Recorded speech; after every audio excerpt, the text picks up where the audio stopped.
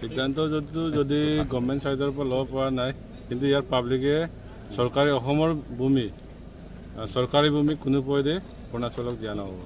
কিন্তু অৰুণাচল প্ৰশাসনে দায়িত্ব ল'ব লাগিব সম্পূৰ্ণভাৱে, যিহেতু আজি আমাৰ জনাই CDC ছাৰ আৰু চাৰ্কুল অফিচাৰ আৰু অৰুণাচল ADC সিহঁতৰ প্ৰশাসন আহিছিলে, তাতো মানে মীমাংসা নহ'ল।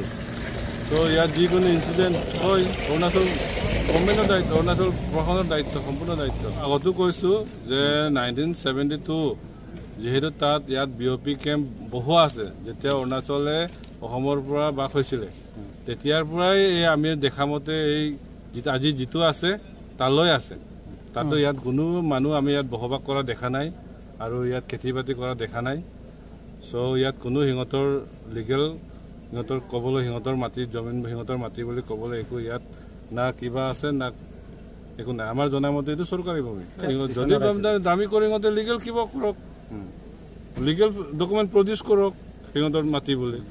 সমাধান এইটোৱে ক'লে যে লাষ্টত যে MLA লেভেল বা CM লেভেলত মিটিং হওক, আৰু ক'বলৈ গ'লেতো নামচাই ডিক্লাৰেশ্যন আৰু গোগামুখ যিহেতু তাত মিটিং হৈছিলে বা CMৰ লগত যিটো MOU চাইন হৈছে, তাৰ মতেতো BOP কেম্পৰ আগত আসাম অৰুণাচল বৰ্ডাৰ।